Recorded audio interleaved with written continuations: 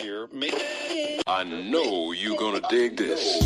They'll go to second for one, and now they got the man trapped in third and tagging out. And second and two, handoff goes to McCaffrey up the middle, finds a little room, lot more room, and he's off to the races.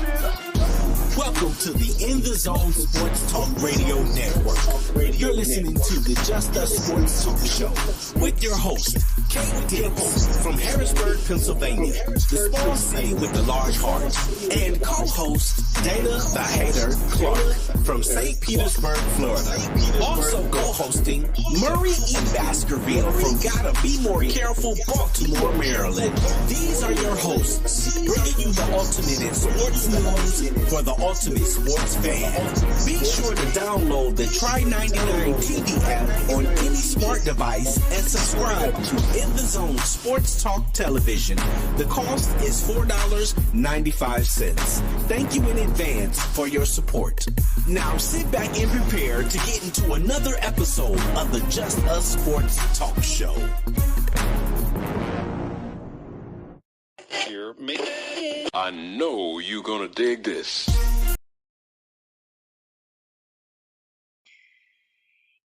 What's up, everybody? How y'all doing out there? Tuesday, May the 14th. This month's flying by, man. We're halfway through this month again.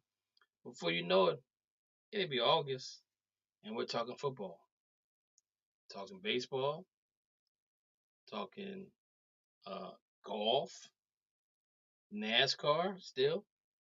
But anyway, I hope you guys are enjoying your day.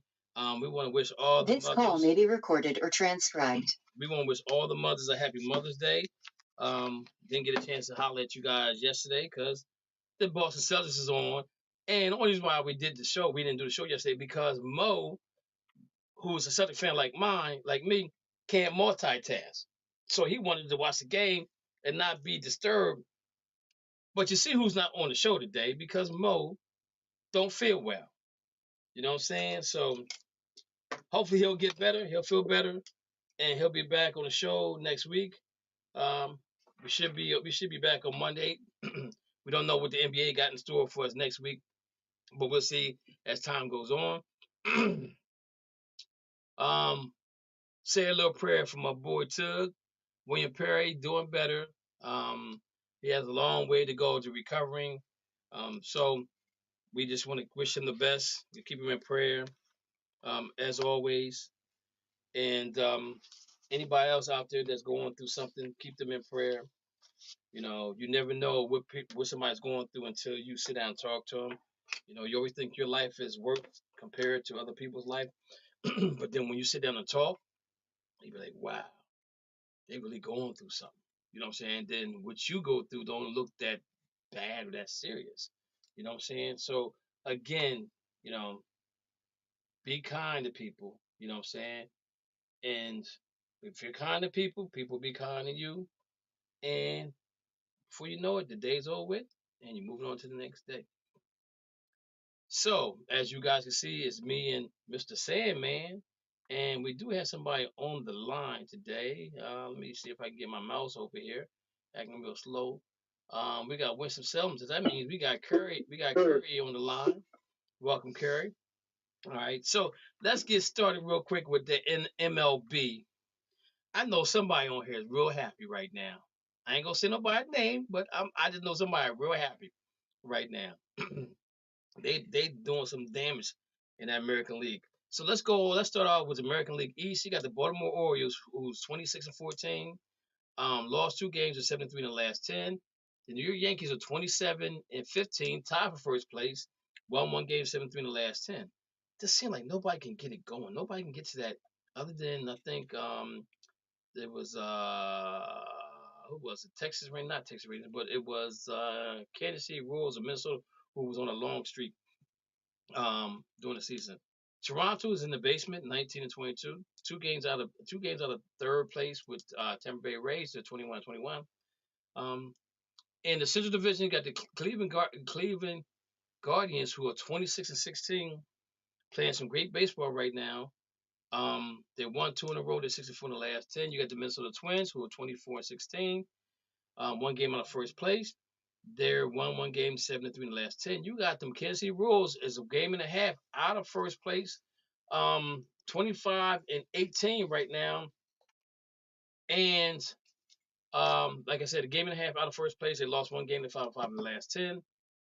And you got Detroit Tigers, who are 21-20, 4.5 games out of first place, and they won one game, 7-3 in the last 10.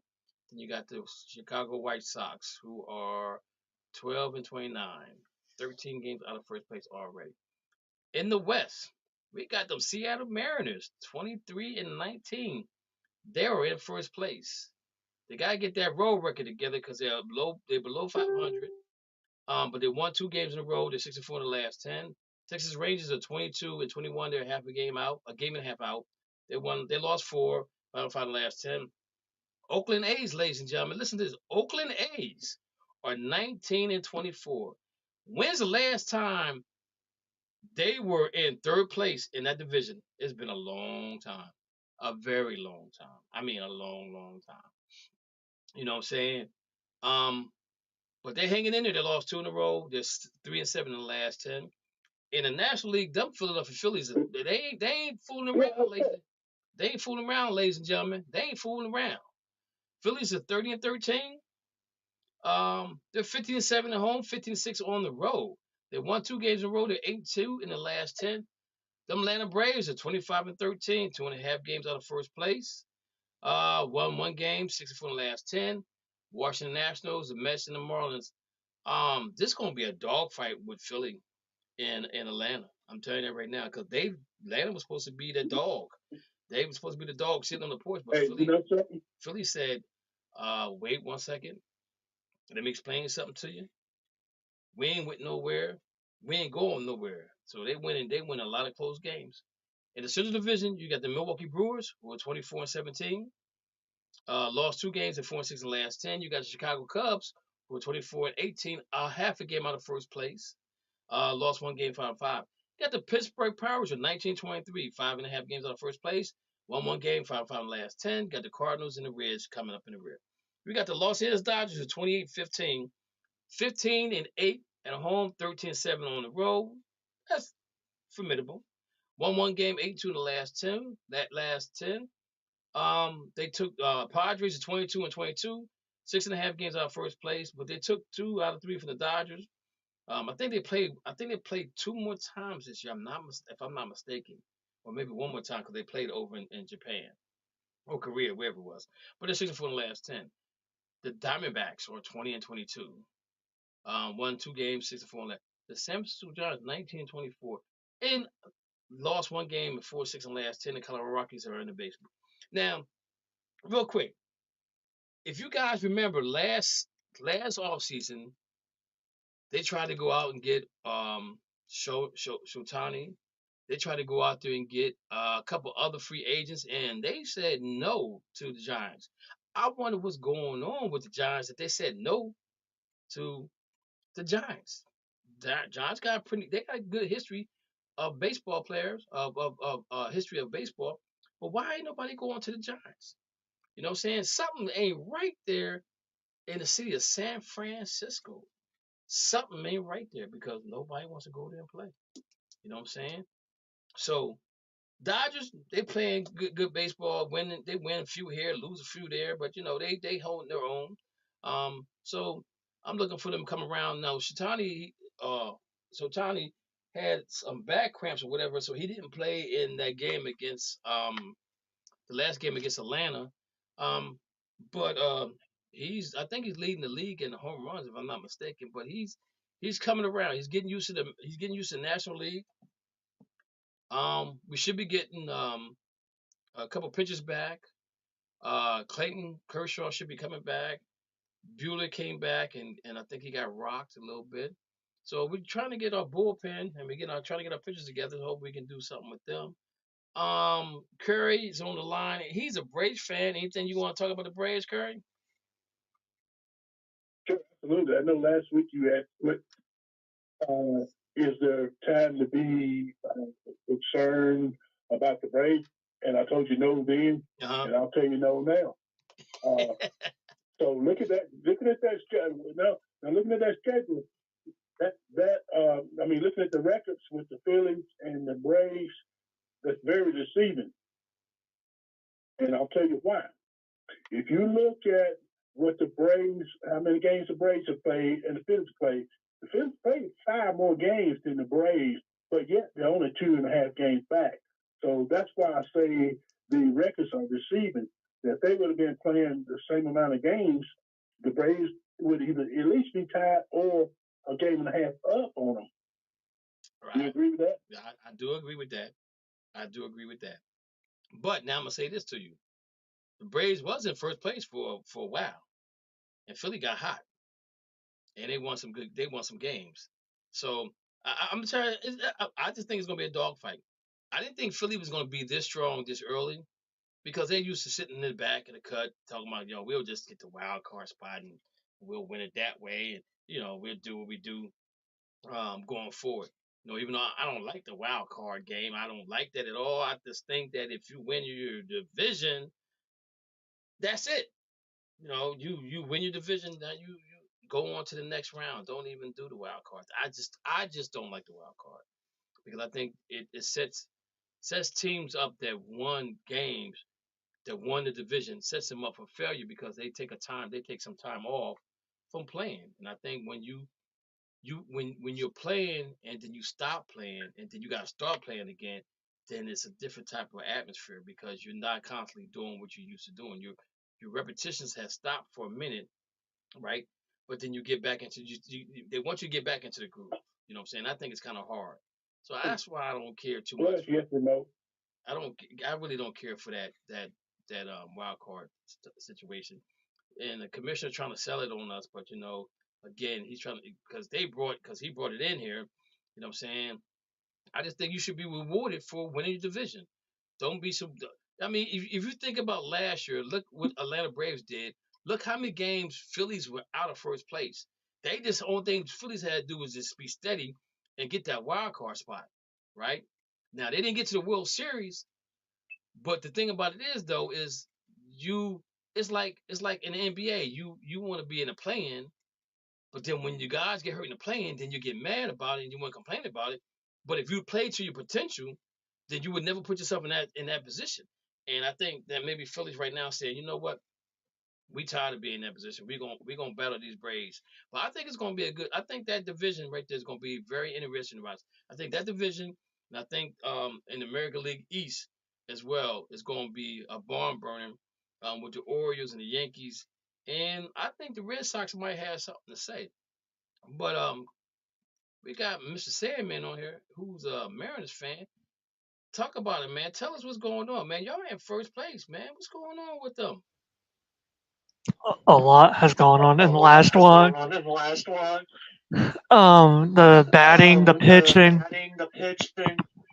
the backup rotation, everything within top to bottom is looking great for the most part. The only thing the Mariners have to develop is hitting more home runs, but other than that, this team is looking potentially good as long as they stay healthy.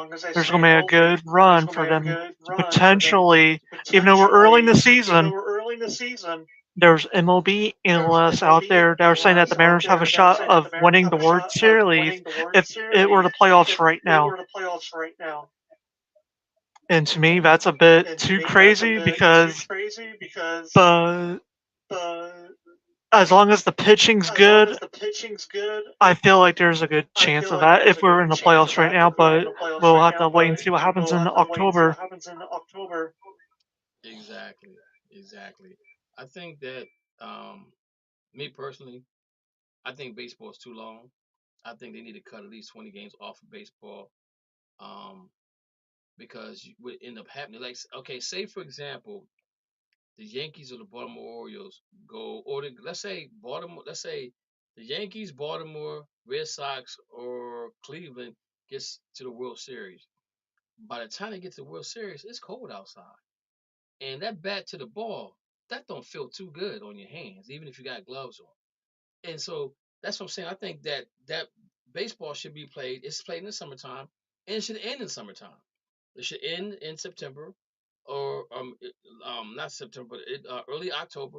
So we don't have to worry about the weather being a factor. That's the only thing I don't like about You know what I'm saying? So I kind of think it's too long. But again, if you take away games, then the games you have are more.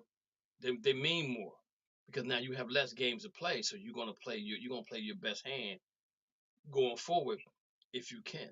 You know. So again, and even with the series, even with the World Series this year, it's gonna. With the MLB, it's gonna be postponed for a couple weeks because they got the Olympics coming up, so that's gonna be put on hold for a little while. You know what I'm saying? So this whole thing is, I think, if and let's think about this though for a second. The year of the Olympics, why not take some games away? You know what I'm saying? Because they're playing in the Olympics and everybody else is chilling or whatever the case may be. Um, I don't know. It just makes sense to me that you just relax for a little bit, to see how this thing pans out for baseball, going forward. Like again, I say I just think they need to take 20 games off the schedule. You know what I'm saying? And that the less games you have, the more the other games become more important to win because now you got less games to play and you got to play every game to win. Simple as that. All right, guys. It looked like it just gonna be us three tonight. I think. I'm not sure. I know Dana said he's gonna try to call in because his internet was messing up. Like I said, Mo's not here. Hopefully Rich can get in. I know Rich probably spending time with his son playing soccer or baseball. I think one of those games he's playing. Um, but anyway, did y'all? Let me ask you a question. Did y'all like the picture I showed y'all of the Just Us game? Did y'all like that? I think that was pretty cool. Yeah, yeah. Yeah, I think that's yeah, pretty pretty cool. cool. Pretty cool. Yeah. So what I might do, I might go to the person to do my shirts, right? And I might get us some shirts to say that and just send it to everybody. You know what I'm saying? So it'd be a conversational piece for somebody. They like who's a Just Us gang? And you can say, no, we got a podcast and we talk sports and we do this and we do that. And we just have a lot of fun doing what we're doing. So next up, man, is the NFL. So they have came out with some games already. They spilled the beans on some games. I'm fired up about the Dallas game in Cleveland, and it was funny because my wife just called me and said, "Do you want to go to that game?" I said, "I would love to go to that game," and she said, and this is what she said to me, "Yeah, because I want to go see Micah play." I'm like, "Okay, so what about the Browns? You don't want to see the Browns play? You want to see Micah play?" And then she said, then she threw in my mother-in-law. Maybe Mom can go because she's a Cowboy fan. I said, well, yeah, I guess she could go if she wanted to go. You know what I'm saying? I ain't mad at her, but you know what? They coming to the dog pound, and we got something for them. That defense got something for them. But anyway, the schedule comes out in two more. It comes out tomorrow. Um, and let's see how this thing pans out because it's going to be nice. Now, hopefully, you guys did your predictions for your teams, um, and so we can talk about that if you guys have already did it or not. And then I'll post on the page the teams your team and what you think what you think their their record is going to be going forward, um, for next season. And I'm looking at the DraftKings sports book, and we have 14 teams that make the playoffs if I'm not correct, right? And out of 14 teams, these are the teams that they're saying is going to make the playoffs: Kansas City, San Francisco, Baltimore, Atlanta, Philly, Miami, Buffalo, Dallas, Green Bay, Cincinnati, Detroit, the New York Jets, the Houston Texans, Pittsburgh Steelers, or the Cleveland Browns because they're both going to have an 8-5. You're going to have an 8-5 record. So they're looking at Kansas City having 11 wins. They're looking at San Francisco having 11 wins. They're looking at Baltimore having 11 wins. Atlanta having 10 wins. Philly having 10 wins. Dolphins having 10. Buffalo having 10. Dallas having 10. Green Bay 10. Cincinnati 10. Detroit 10. Jets 9. Houston 9. Pittsburgh 8. Cleveland 8. I'm going to say this. I don't know about Buffalo getting 10 wins. I still think Miami is going to run that. I think Miami wins this division because of all the pieces that Buffalo lost, and they got to have time to get that defense right. You know what I'm saying? And when you add pieces and you take pieces away, that says something. Kansas City, I think over under. I think they can go 12. San Francisco, I think they can go over 12. I think San Francisco still wins the division. Baltimore, um, they should be win the division. Atlanta at 10-5.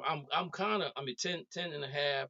I'm kind of questioning that right there because if you if if doing free agency you lose guys that you depended on last year and then you got to find somebody to replace them. Now the thing about it is that they're actually starting all over because they got a new offensive coordinator, they got a new defensive coordinator, they got a new head coach. You added Kirk Cousins to your roster, you added Penix Jr. to your roster, you added a bunch of other draft picks to your roster. So they basically saying that our defense is going to carry us for a little while in order for to get 10 wins. Dallas, they did some drafting. I don't know if they can get that 10 wins or not. I think the Eagles actually I think the Philadelphia Eagles win that division. In all honesty, the Jets at 9 wins, give them 10 or -8. I don't know. I have question marks about that. Pittsburgh and Cleveland are 8.5. Cleveland have the hardest schedule right now in the NFL. Okay. And they played a bunch of teams that was in the playoffs last year. So if they address the issues that they should have addressed it on the defensive side and the offensive side, they should be fine. The question mark with Cleveland is the quarterback's shoulder going to be ready to play football this season? Is he going to be ready to step up his game? Because that's the only question mark that they really have is the quarterback. Miami lost some pieces, gained some pieces. They should be fine. Let me see here. Seattle, where they got Seattle at? They got Seattle at 7.5 wins. Mr. Sandman, what you think about that? I don't know. That sounds So I about think we right for got the most part. Okay. Uh, So it looked like we got Rich on the line and we got Curry on the line. So Sandman. So your club is the Seattle Seahawks, and I do have the schedule here. I don't have the dates or anything like that, but I have who they have on here. So can you give me after the draft, after free agency, and now they're moving on to training camp. They're in what they're saying is 7.5 wins, give or take. What's your take on Seattle as wins losses? What you got for them? I could see around by the end of the days when I hear 7.5, I'm thinking 9 wins. 9 just because there's a lot more depth in the defense this year and a lot of backup on the offense when it comes to running backs and tight ends. Okay, so let me ask you a question. Do you think 9 wins get you in the playoffs? Yes, in the wild card spot. So look, I'm looking at my paper here. So these are the teams from the NFC that they're talking about getting in: San Francisco, Atlanta, Philly, Dallas, Detroit, and then it goes that's out of 14 teams. That's let me see, 1, 2, 3, 4, 5, 6, and they got a spot for the 7th team, which they got the Rams are 8.5. Then they got Tampa at 8.5. I think the Rams gonna be better than eight wins. I think they're gonna put San Francisco in a sense. I think that they I think they got like an A- on the draft. They did pretty decent on the free agency side. So we'll see how that goes. So we're looking at 9 wins from Sandman with Seattle. Is that Dana we got on the line? Yes, sir. All right. Sound good, Dana. So, since you and Curry like the same team, where they at? I got them somewhere. I got them here somewhere. Where are they at? The Dolphins. Well, I got my Dolphins at 12-5. Oh, okay, 12-5. Better than what you had them at last year. I'm going in confident this year. Going in confident. So you got them at 12. Okay, so we're going to stomp your Rams and Browns. Yeah, y'all get to play both of them, baby. But y'all got to come to Cleveland.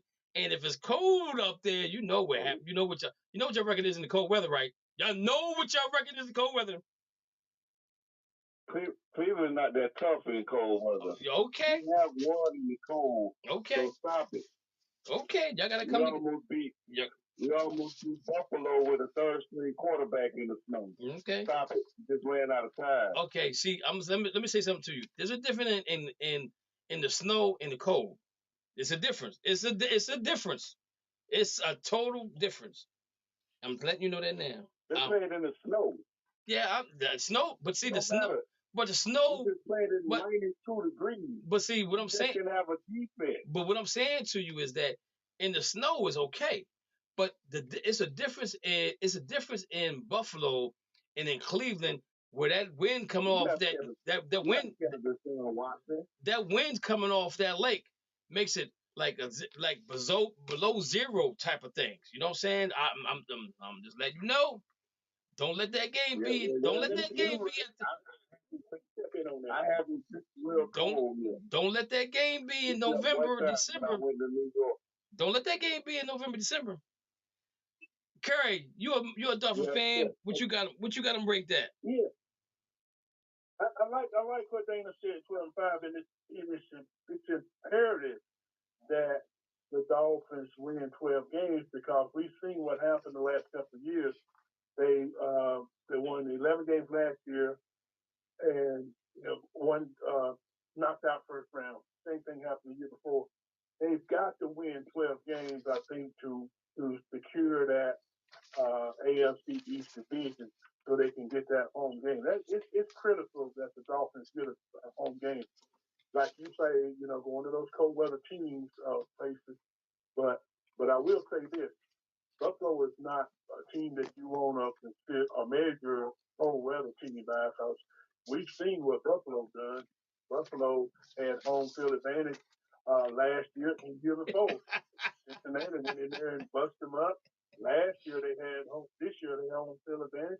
Kansas City went in there and bust them up. So Buffalo is not. In fact, Buffalo is so chicken. They had to move their game because it was, they didn't move the Dolphins game when they was playing in almost 30 below zero.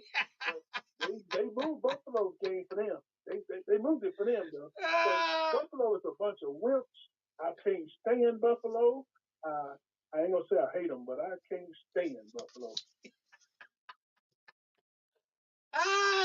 I cannot wait for the schedule tomorrow because I'm telling you right now, if that game is in late November, early December, or late December, yeah, it's gonna be a sight to see. Because it gets cold up in that area. I'm telling you, it gets chilly. I'm planning on going to Cleveland, Kevin, and I told you that already. But I'm not going up there in November or December. I'll go before mid-October. Hey, listen, I'm telling you this right now. As much as I love the Browns and the Rams, I would not go to a cold game to watch them play. I'm sorry, I ain't doing it. I'm not going. I'm not going. I'm not going to go there and get drunk because we might lose and I'll be mad. And I'll be mad and cold at the same time. So I don't want to do that. That's why my wife said to me about the Dallas Cowboys first game of the season. I'm like, "Ooh, you want to go?" She's like, "Yeah, I want to go see Micah play." I said, "Oh, but what about the Browns?" "Oh, I want to see them play too, but I want to go see Micah." I said, "Okay, cool. I got you." Then she said she want something about bringing her mom with her. I was like, "Oh man." I said, "Yo, So I said, I got my mother-in-law. I love her to death, man, but she's a Cowboy fan. So that means we got to drive from Harrisburg, Pennsylvania to Cleveland. I'll tell you something else about these cold weather teams. See, the NFL, the Players Association now, they made it where these teams don't have to practice out there in that cold weather like they used to in the olden days. They didn't have them indoor facilities. But all these teams now, like Buffalo and Green Bay, they got these indoor facilities now because the Players Association don't want them out there, playing in that cold weather. So once that game is fixed off, it's just as cold for them as it is for anybody else. Granted, it's going to be a little bit colder for the Florida teams because that's a kind of a weather shock to them when they first get there. But once that game gets going, it can go either way. Hey Dana, what's the Dolphins' record in cold weather games? When it's below 20? I don't know, but it don't matter no more. We better than that, man. Okay. Nobody can play at -2 degrees. Well, just Kansas City was used to, and Miami's defense was out. Okay. We could compete. Okay. All right. It look like we got Rich on the line. Rich, how you doing, brother? Oh, I'm hanging in there. What's going on? All right. San Fran, give me a number for San Fran. They got 11.5. Plus or minus, what you got? Plus, I'm gonna say 13-4. Okay.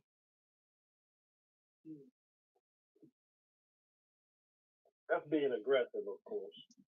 Yeah, 13-4. Give or take one or two losses.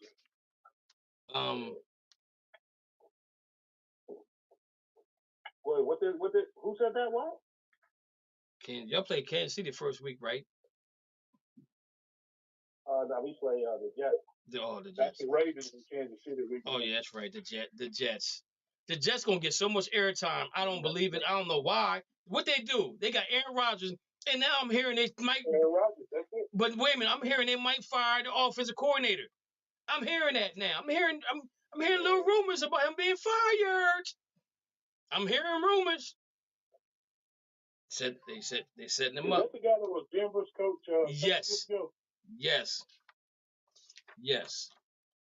My Browns, they got him at 8 wins, and I think they can go. I think they can go 10-7 again this year. Because even though they got the toughest schedule, I think they might split with Pittsburgh, even though I don't like them split with Pittsburgh. But I definitely know they'll probably split with Baltimore. They should be able to take both from Cincinnati. Joe Burrow's they got his number. They got Joe Burrow's number. The Rams, I got the Rams at I got them at 11-7, 11-7 or 11-7. 18 games, 11-7 or 12-6. I think it was. Yeah, 12-6. I think them guys turn the corner really fast. And I think that depending on how well they do, they might go all in again. But I'm telling you right now, I don't like San Francisco. They got our number in during the season. They definitely got our number during the season. So I'm gonna post everybody's numbers in the room, and let's see what people say about this. All right. So next up, guys, any of you guys got anything else for NFL? Go Dolphins. Okay. So, only other thing I have for the NFL is that they have games in Madrid, I think. They got games in London. And then they're talking about having games somewhere else over in Spain, maybe. So they're taking a lot of games away from here and sending them overseas. Which I'm okay with that, but I ain't okay with that. But like 2020, I think 2028 is they don't have a Super Bowl venue yet. Don't be surprised if London jumps into that bidding war to have the Super Bowl over in London. And I don't know, man. I'm telling you right now, I just don't know. And the only thing I'm gonna say this right here, because of the time of the year, it might be the only reason why. But if they were to build a dome over in London, I think they would have a great chance of getting it over there. That's the only thing gonna stop it because the weather's going to be the weather is just as bad there as it here. Listen, I'm gonna tell you this right now. I don't think they'll have the Super Bowl there because I don't think I don't think it's bringing as much revenue over there as you would say in Los Angeles or Las Vegas or Miami, Tampa, somewhere like that.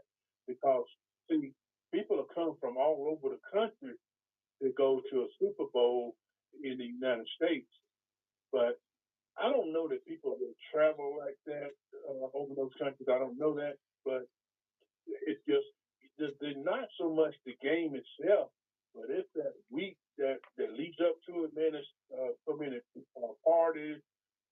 Whatever city hosts the Super Bowl, they benefit tremendously.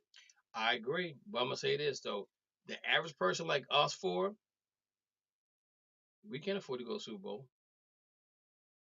The only year that I could afford to go to Super Bowl was the year of the COVID. I think the year the Rams won against Cincinnati. My wife was like, "Do you want to go?" I was like, "No, I don't want to go because of COVID." I was like, "I'm not.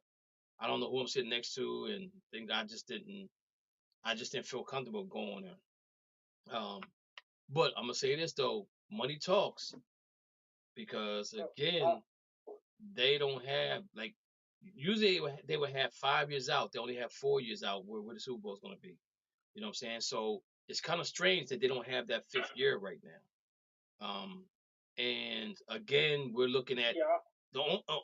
I'm gonna say this too: if Buffalo, Chicago, and Cleveland are all supposed to be getting domes, okay, so they might jump into that mix as far as having the Super Bowl there. But then again, it's gonna be cold there too. All 3 cities I'm talking about gonna be cold. Yeah, Buffalo's not getting a dome. Yeah, they're talking about getting a dome. Well, what they showing the configurations of their dome. I mean, their stadium. It's not a dome. Oh, they must have changed their mind, because I know that was one of the things, because they said the owners were saying the owners were basically saying, out of all the teams that should get a dome, that it should be Buffalo and New England because of the snow, the issues of them having so much snow in those 2 areas, and how they postpone games because of how much snow it goes up there. So if that's the case, I'm gonna have to read more up into that. But I know that Cleveland and Chicago definitely are talking about getting a dome, because they want that. They want to get that revenue as well.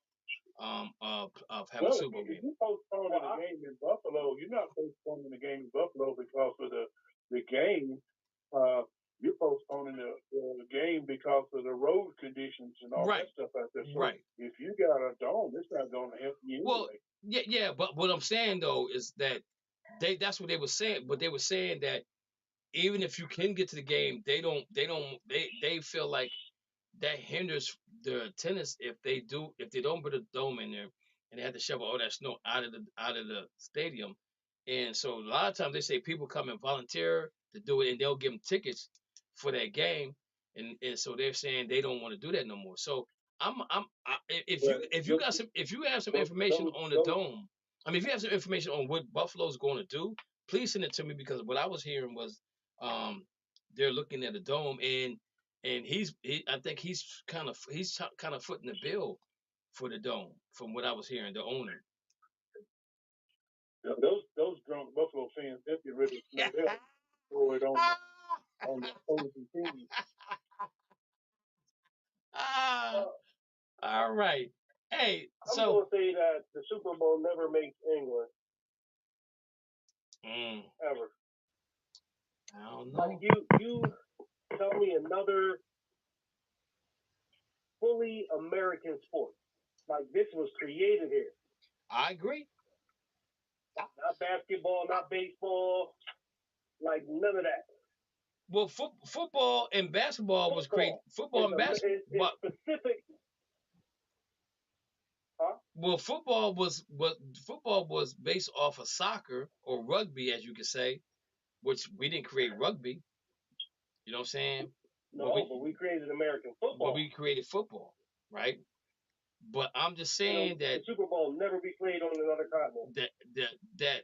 That if the average Joe can't go to Super Bowl because of how much it's going to cost, but you would have people. Absolutely not. You would have people. You would have people go other places to watch the game. Next up, guys, the WNBA. So Caitlin Clark got a contract. Did she sign the contract or she voided the contract? Because I know somewhere at some point in time she was like didn't want to sign it, but did she sign the contract with Nike? Did anybody know? I meant to look that up. Okay. Yeah, I thought it was 8 years, $28 million. Okay, I know that there was an issue that she wasn't gonna sign it at first, and then she came back, and I didn't get a chance to look it up because I thought I had it on my board, but I didn't have it on my board with the article that I read that I had wrote.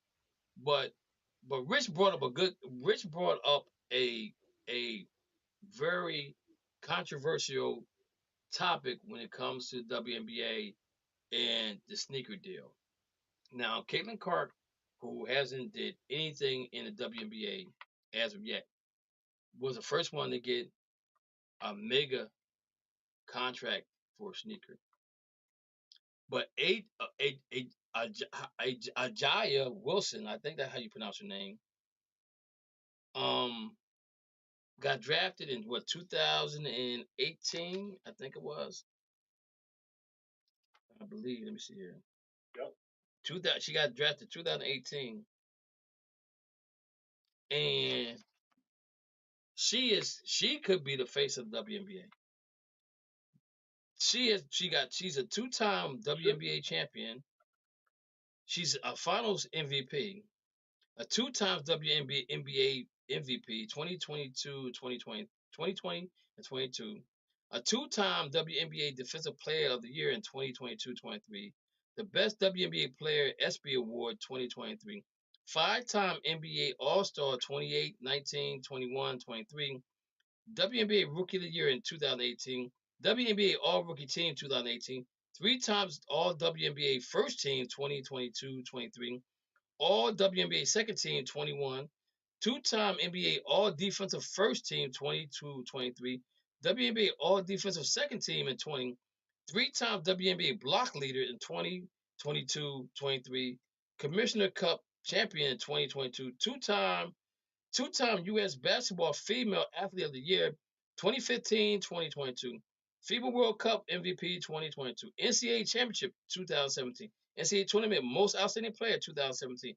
Naismith College Player of the Year 2018,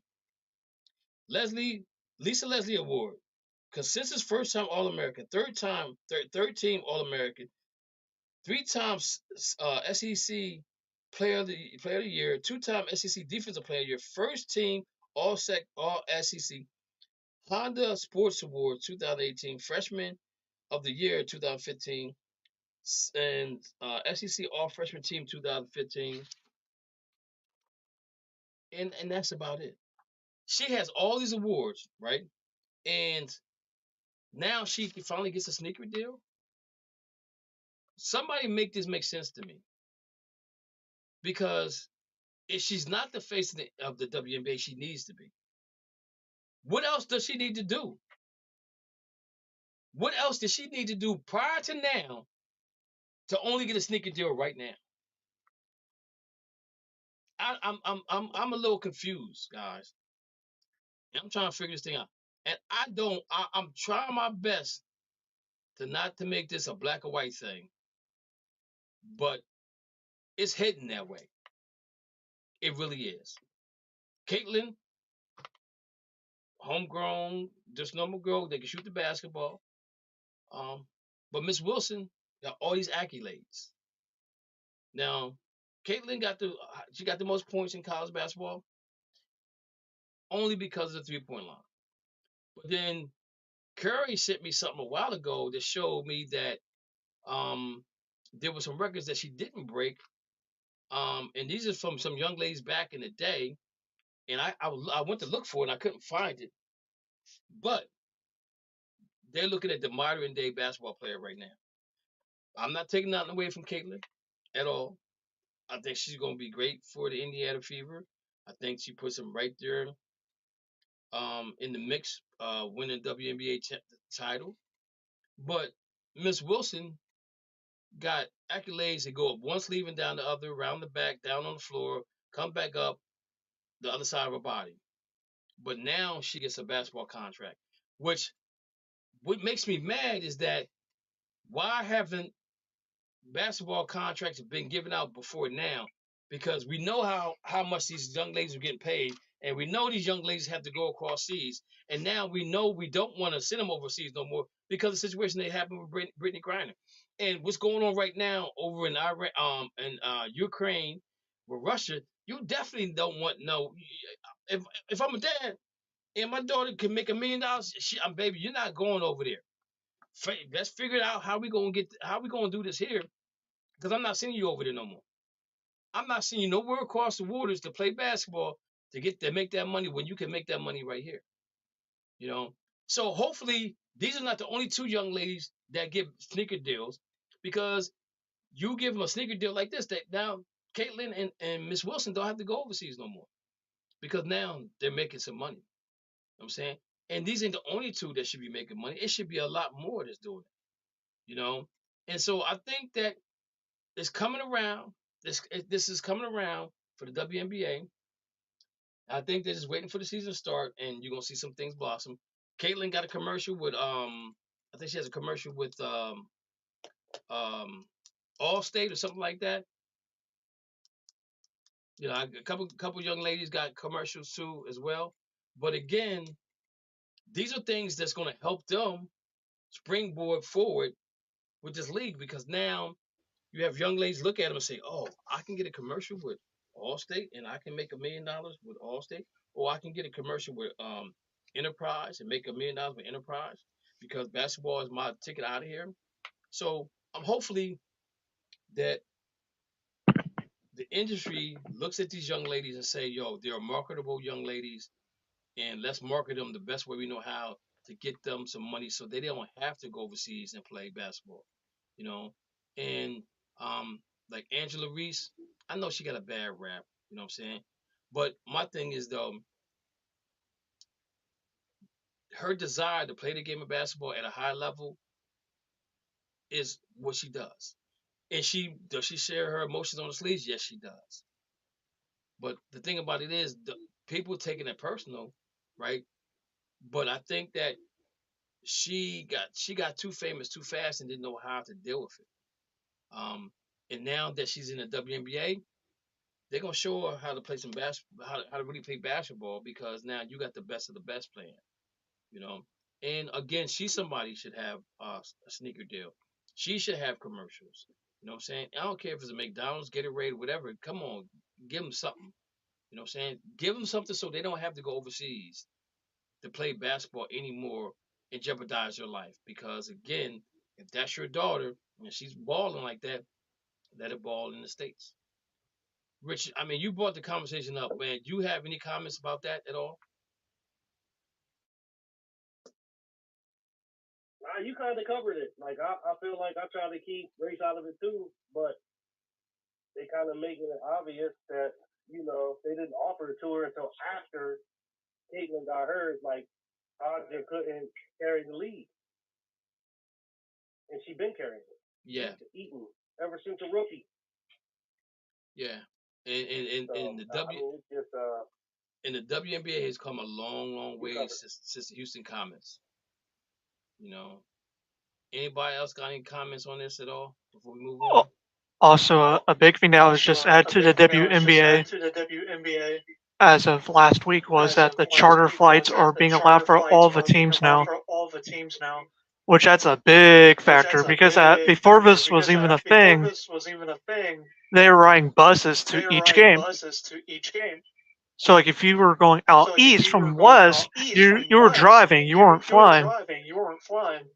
And earlier this week, they showed a video of the India Fever enjoying their first ride, as each seat that I got was like a first class seat. Like, they got rid of the economy seats and made them in the first class seats. And then they got like a little snack bar in between each section. And they all look calm and happy and enjoying their experience for once. And that's a wonderful thing. And I remember reading about that, and I forgot about it, but I'm glad you brought it up to me. But again, so you can't be really mad at Caitlin, because if without Caitlin, maybe this doesn't happen. You know what I'm saying? Maybe these things don't happen for them. I mean, get a charter flight. I remember going places, and I was in the military, and I see like Old Dominion getting on the same flight as me. You know, girls like 6'4", 6'5", and I mean, you can't even stretch out. You know what I'm saying? So again, I think that they should have their own airplane, taken from point A to point B. And they shouldn't have to ride with normal people, because they can't be themselves. You know? So Matthew, I'm glad you brought it up. That's a great added to that thing right there. So again, like I said before, that Caitlin and Miss Reese and Miss Wilson, if they jumpstart this thing, it's gonna be nice. It's gonna be nice for young ladies that love playing basketball. They see it and they say, "Man, I can make enough money to change my family's life." You know, generational money, and they don't have to go overseas no more. They don't have to go overseas no more. And that's the best part of it all, man, is that they're in the States, they're safe. Not saying nothing can happen here, but man, when you go overseas and something happened, now you got, how you gonna get there? It's gonna take you 2-3 days to get there to find out what's going on with your child. You know, and by that time, anything could have happened. You know, so I'm glad that we're seeing some improvements in the WNBA. Again, the problem with them though is the scheduling of the games. I'm gonna stick with my guns. I'm gonna say I'd rather for them play during football season from September to November and be done with it, because it's an indoor game, and they'll get more fans to come see them play, because they're playing during the weekday. They're not playing. They if you schedule the games on the weekends, then you're fighting the NFL, you're fighting the NBA, you're fighting little baseball. But if the NBA says, you know what, we'll take some games away for the WNBA to play from September to November. After Thanksgiving, they have the championship tournament and they're done. You know what I'm saying? So in that cold right inside with almost to March Madness. You know what I'm saying? So now they're done. Now you go into college basketball, and then you got March Madness coming in. So it kind of, and it now allows you to watch basketball, NBA basketball, and it allows you to watch baseball, and then you have the UFL going on at the same time. So again, you have a smorgasbord of sports that you can watch during that time frame, and some of it and most of it's outside, other than basketball. You know what I'm saying? So now that WNBA don't have to compete with all of that. You know, only people they gonna get is diehard basketball fans. You know, diehard female basketball fans. Some men, some kids. You know, but it gives them opportunity to play during the season where people don't have nothing to do but go inside, and they'll have a problem watching them play inside. Even if they play where, like, Connecticut Sun and the Celtics, they go on a road trip, and it's like, okay, you play at your game starts at 3, and then we'll start our game at 6. You know, and if fans want to stay, they pay for 2 games. If they don't want to stay, they can leave and go on. So I think that NBA can figure this thing out a way that they can play during the season and not during the summertime, because again, people like Curry ain't gonna watch the game because he's gonna be outside frying chicken on the grill. He gonna have his sausages on the grill. You know what I'm saying? He gonna be sitting back with his beer, watching the Atlanta Braves. He ain't gonna be worried about the WNBA. It's just that simple, guys. We can make it work. We can make it work. All right, guys. Next up, anything WNBA wise? Hey, Kev, can I bring up a hockey update? Go ahead. Go ahead, Matthew, with hockey. All right, so update with the NHL playoffs as we are getting closer to the championship. Currently, the Florida Panthers are up in their series 3-1 against the Boston Bruins, 3-1. And they're currently at the end of the first period as Boston's up 1-0 as Boston's trying to find a way to survive.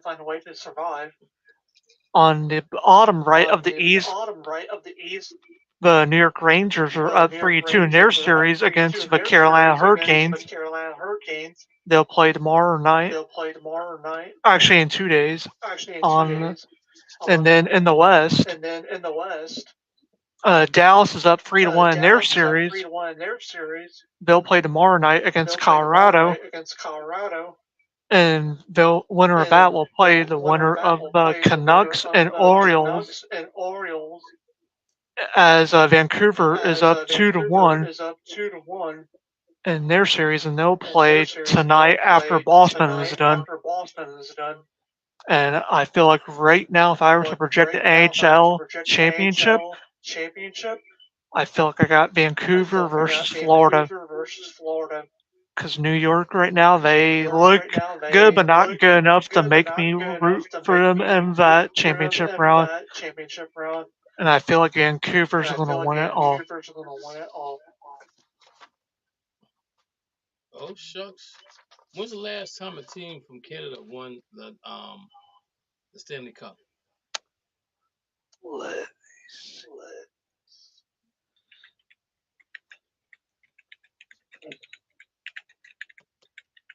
Hey, Dana. It's been a minute. Dana. Hello? Dana. Hello? I'm here. Hey, Dana. 1992. Wow. It's been a minute. That's longer than a minute. That's been an hour. 92. Good googly move. Hey, Dana, I'm talking about the NBA right now, and I just looked at the mock draft, Dana, and out of 58 draft picks, 18 of them are international players, Dana. Out of 15, out of 18 national players, Dana, you have in the top 5, you got 1, 2, 3, 4. You got 4 international players going in the first round from 1 to 5. I was thinking about you the other day when they put the crap up there. I said, here comes Kevin. Here comes Kevin gonna talk about it. I said, he's gonna talk about it Tuesday. That's all I was dreading. I said, that's all he gonna talk about. Oh, the guy from playing. So Dana, I'm gonna say this to you again. International guys are coming. They coming, and they're young, but they're coming. And I don't know if you guys saw the lottery pick for the NBA. I am not happy. The Spurs. I don't know how the Spurs got two draft picks in the first round. I mean, the first top 10. But now that that's happening, they got 2 first rounds. I can honestly see Trae Young leaving and going to San Antonio. I know there's rumors about him going to the Lakers, but they can't do anything to after June 29th because your boy D'Angelo Russell is on a trade exception, so you gotta wait till June 29th to get that done. Not that it can't happen, but if you're Atlanta, do you want D'Angelo Russell and some draft picks for Trae Young, who definitely can put some points on the board. But I honestly think that he would be a better fit in with San Antonio because of Wembanyama. I think that's going to be a good fit for him. But I don't understand how Detroit is so unlucky with getting the number one draft pick. It just amazes me how them guys been in this situation 5 times and have never got the number one draft pick. I think that, I feel like they feel like the Boston Celtics because we've never had the number one draft pick at all. We never got the ping pong balls to get the number one draft pick. Now we might have traded for them or something like that, but we never ever had the number one draft pick ever. Even when we was trying to build what we have right now, we had the 3, the 4, the 5, the 10, but never had the 1. You know what I'm saying? But the thing that gets me though is like you're looking at in my whole thing was I didn't want to say that Antonio get the number one pick, right? Because again, if they get number one pick, I'm gonna say to everybody on the panel, I think it's fixed because it was fixed for them to get the Wembanyama. I mean, and granted, that's probably the best place he could go for him to be developed, for him to develop as the best basketball player he can be in the NBA under Pop, because he's a good teacher. He mentored guys really well, and they blossom underneath him. We still don't know the reason why Kawhi Leonard wanted to leave there, but I think it was more or less it had to do with him making money outside of basketball. And as we can see right now, he's not making any money outside of basketball. So I don't understand why he left San Antonio. It makes no sense to me. His dad's like, well, he's not being promoted well enough in San Antonio because it's a small market team. It doesn't matter. You know what I'm saying? If Allstate wants you, they're gonna come and get you. If Campbell Soup wants you, they're gonna come and get you. They don't care where you at. They could care less. You know what I'm saying? So I think it was something personal with them right now, with him leaving San Antonio. But San Antonio, Atlanta got number one pick, which they're saying Alex Sarr, he's a power forward center, right? But if they can trade, if they trade Trae Young to the Spurs, and the Spurs give them a draft pick back, which they got 2 draft picks now. Would Atlanta want another draft pick, or would they want draft picks in the future? Is the question mark. But again, I'm not happy with the draft at all. I just don't. My personal opinion, and me and I don't know if you guys saw the conversation that me and Richard had. I've always said that me and Danny have talked about this before. That I feel like it should be the 14 teams that's in the lottery. Other than the teams that, like the Warriors, should have an opportunity to play in this, right? Because they got a chance to be in the playoffs. They got knocked out. Whoever was in the East, I can't remember who it was. I can't remember who the team was in the East that got knocked out. But they should have an opportunity to be in it. But the other teams should have an opportunity to play. The Bulls, right? Other teams should have an opportunity to play in the tournament to get that number one draft pick. The team that you have right then and there, that's the team you use in that playoffs. Now, what you're generating is you're generating more money, right? And your fans get to watch more basketball, right? Now you're playing the game for a real meaning. Now, some people say, well, they got free agents, they may not want to play, whatever the case may be. But the thing about it is that even as a free agent on a team that you think you're gonna leave, you're gonna show off for the other teams that you may want to go to. You're gonna show off as a free. You're gonna show off so that you can show the free agent team, I can ball when I need the ball, when it counts, when it counts more, when it counts most. I can ball. You know what I'm saying? So I think that The NBA should go to that because I don't trust the ping pong balls no more.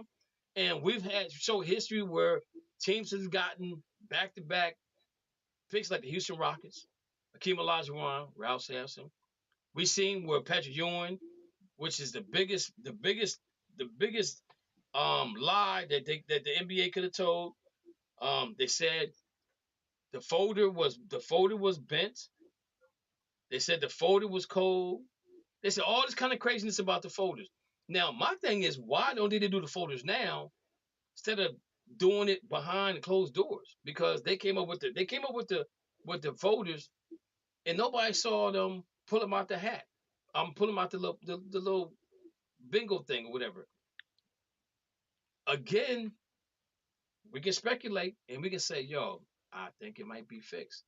And then when San Antonio popped up there again and again, and I was really worried about the Warriors for real. I was like, yo. Also, heads up, that 12 is Oklahoma City, not Golden State. Okay. So yeah, because they owe it to Oklahoma City, right? Yep, it was like a trade system that happened this past all season, I believe. But if it had been 1 through 4, the Warriors could have kept it because it was protected. Mm-hmm. But can you imagine them getting a number 1 pick again with the team they got? They say, Clay, look, take less money, stay here. We got you. We got somebody coming in that's gonna help out. We're gonna get this thing together, right? Because they lucky to get Kuminga and the other dude. But now it didn't happen that way. So now they gotta fight. They gotta fight to keep what they got. And so I'm kind of happy about what happened in the draft. I'm just mad that Detroit didn't get what they want to get. I mean, Detroit didn't get the number 1 pick. But it's going to be interesting, Dana, to see all these international players, all 18 of them, if they get drafted, and just 40 American players that get drafted. Now, what I really didn't pay attention to was what ages they were. Now, most average ages I got was right around 19 years old. So that means they've been playing the G League, or they did their one and done, right? So you're gonna have a stock of young guys coming in. Your second round is gonna be guys that might have 4 years in college, and they're gonna come in as a role player. They're gonna come in because they do certain things well. But there's a lot of international players being drafted that's projected to be drafted this year, in the NBA, and so that should be interesting as well. Now, Anybody with got some of comments those on that? international players, some of them may take the option when they do get drafted.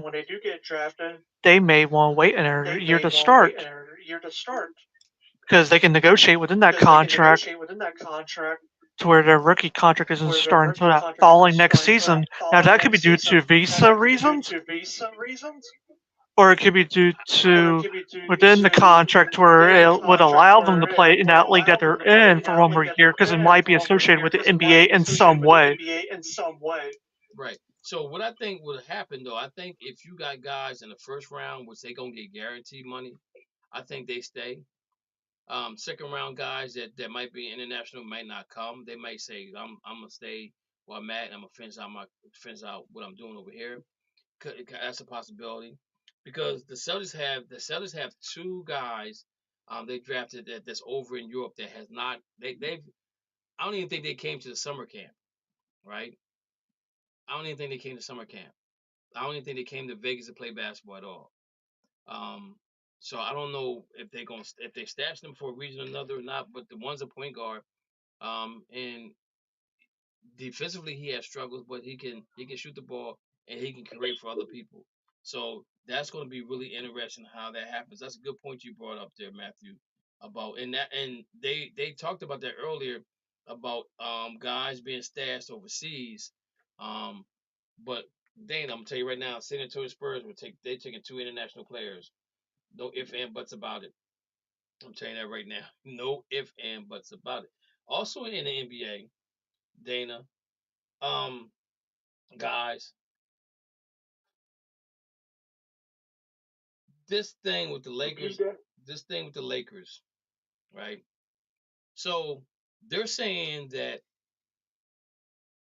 JJ Redick is the coach. He's front runner to be the coach for the Lakers because him and LeBron he's been on LeBron's podcast and he's he drew up some plays or things of that nature. And I don't like JJ Redick. I think he's very arrogant, in my opinion. But then the Lakers are saying, Dana, that LeBron has no say so in who's going to be the next coach, right? That's what they're saying. And that's what Windhorst has said. He said, I don't think LeBron has a lot to say about who's going to coach this team going forward. But Dana, you being a Laker fan, why would they fire Ham and not have a plan? Because me personally, if I fire Ham, the first person I'm going to is Budenholzer, who won a title with Milwaukee, because he's proven that he can win, right? So why not go to him?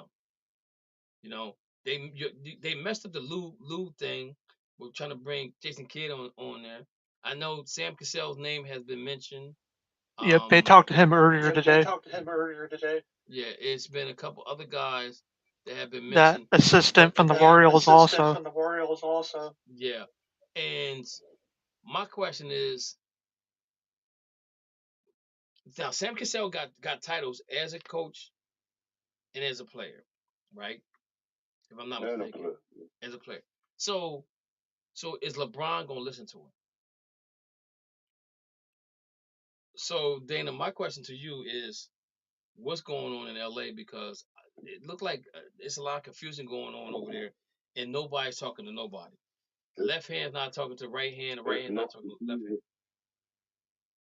No confusion going on. What you see is what you get. And what is that? JJ Redick will be the next coach. Who will? Of the Los Angeles Lakers, just within the classified LeBron. Who did you say? I said JJ Redick will be the new coach of the Los Angeles Lakers, just within the classified LeBron. So, okay, so you as a fan, are you okay with that? No, because Darvin Ham did a great job as the Lakers coach. The last 2 years, he did a great job. He can't help that his players like lazy. He can't help that he ran into the Denver Nuggets twice. They just got to get him some players. That's all. They just ran out of bodies. So you as he just got to. I think he did a good job because he turned chicken into chicken salad. So the man has never been fired. That's how I feel.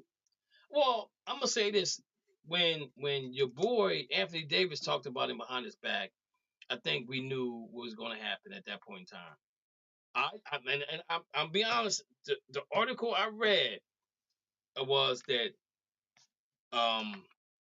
that Darvin Ham was supposed to be fired after All-Star break, but they went on that little run, and they said, well, maybe we got this right, because they was waiting on Doc Rivers. And Doc Rivers ended up taking the Milwaukee job. Now, looking at that situation, Doc Rivers might want to think twice about that, taking that job, even though he was consulting with those guys. They mentioned that he had said something about coaching the Lakers, right? Which I think would have been a good fit because Doc's been a player, he's won a title, he's been around the league, and he's never had nobody like LeBron James that he could coach, right? Who could be a coach on the floor with him, right? The closest thing to a coach for him, to me, on the floor was Rajon Rondo as a point guard, right? And LeBron, he has basketball IQ, so I think he would have fit that mold. But again, I think that they didn't have a plan in place to fire him, and what stuns me the most is that you fire him and then you don't have a plan of who you're gonna hire.